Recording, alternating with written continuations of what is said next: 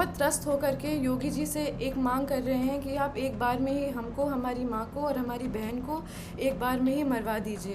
प्रतापगढ़ की कुंडा विधानसभा से विधायक रघुराज प्रताप सिंह राजा भैया और उनकी पत्नी भानवी सिंह के बीच चल रहे विवाद में अब उनकी बेटियों ने भी एंट्री ले ली है।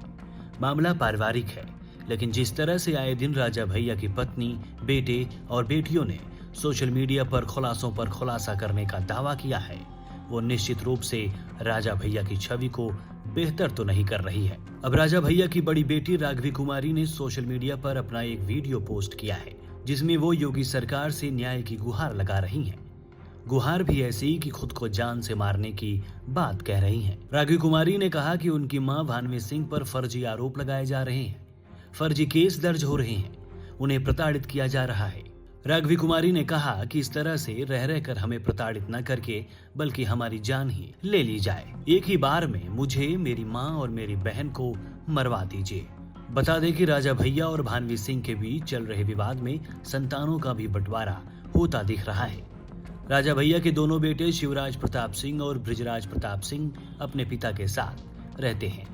वहीं राजा भैया की बेटियां राघवी कुमारी और ब्रजेश्वरी अपनी मां भानवी सिंह के साथ रहती हैं। सोशल मीडिया पर राघवी कुमारी ने जो वीडियो पोस्ट किया है, उसमें उन्होंने पहली बार सार्वजनिक रूप से अपने पिता के खिलाफ तीखा हमला बोला है। राघवी का कहना है कि अजय सिंह राणा नाम के किसी व्यक्ति ने नया क्रिमिनल कंप्लेन किया है, जो कि पूरी तरीके से निराधार है, जिसमें उनकी मां को फैजाबाद बुलाया जा रहा है, जबकि वो कभी वहां नहीं गई।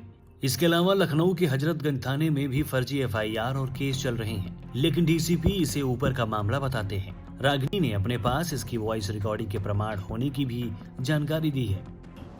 प्रणाम। हम बहुत त्रस्त होकर के योगी जी से एक मांग कर रहे हैं कि आप एक बार में ही हमको, हमारी माँ को और हमारी बहन को एक बार में ही मरवा दीजिए, लेकिन इस तरह धीरे धीरे करके हमारे हाथ पैर मत काटिए। फर्जी मुकदमेबाजी जो माँ पे सरकार के समर्थन से हो रही है, इसकी पीड़ा अब हम लोग झेल नहीं पाएंगे।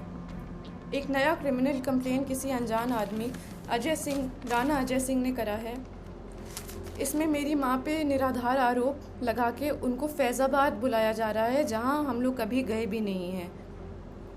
हजरतगंज थाने में भी फर्जी एफआईआर और मुकदमे चल रहे हैं। डीसीपी कहते हैं कि उन्हें जानकारी नहीं है और एसएचओ कहते हैं कि ऊपर का मामला है और हमारे पास वॉइस रिकॉर्डिंग है, क्योंकि हम बिना प्रमाण के बात नहीं करते।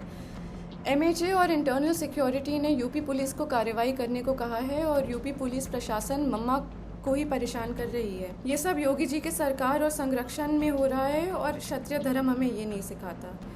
ये लोग मम्मा को बहुत आराम से मार देंगे और पोस्टमार्टम का रिपोर्ट कंट्रोल कर लेंगे, उनको पागल घोषित कर देंगे और ज़िंदगी भर हम और हमारी बहन सड़क पे उनके लिए जस्टिस मांगते रह जाएंगे। बाहुबल, पैसा और सीएम योगी के समर्थन से हम सालों से उत्पीड़ित हैं।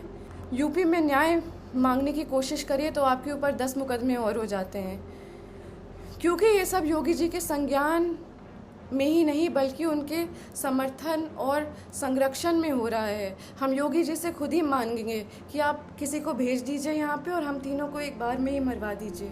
राघवी कुमारी ने आरोप लगाया कि यूपी पुलिस और प्रशासन उनकी मां को परेशान कर रहे हैं, जबकि उनकी मां ने राजा भैया के पास विदेशी हथियारों का जखीरा होने के सबूत भी दिए हैं, फिर भी उन पर एक्शन नहीं लिया जा रहा है।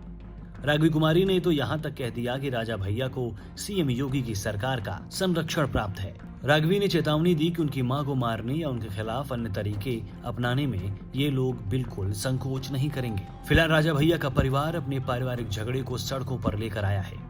सोचिए, जिस परिवार का प्रभाव हजारों परिवारों पर हो, उस परिवार में इन दिनों कोहराम मचा हुआ है। हालांकि इस तूफान में भी राजा भैया चुप्पी साधे हुए हैं, लेकिन मोर्चा उनके बेटे और बेटियों ने थाम रखा है। अभी 2022 के विधानसभा चुनाव में ही राजा भैया की बेटियों ने अपने पिता की जीत को लेकर सोशल मीडिया पर कई सारे पोस्ट किए थे, लेकिन आज समय ऐसा है कि उन्हें अपने पिता में ही अवैध काम करने वाला शख्स नजर आता है, जो उनकी मां का दुश्मन बन गया है। सच क्या है उसका हिसाब समय करेगा, लेकिन परिवार की लड़ाई जिस तरह से सोशल मीडिया पर आई है, वो अच्छा उदाहरण पेश नहीं कर रही है।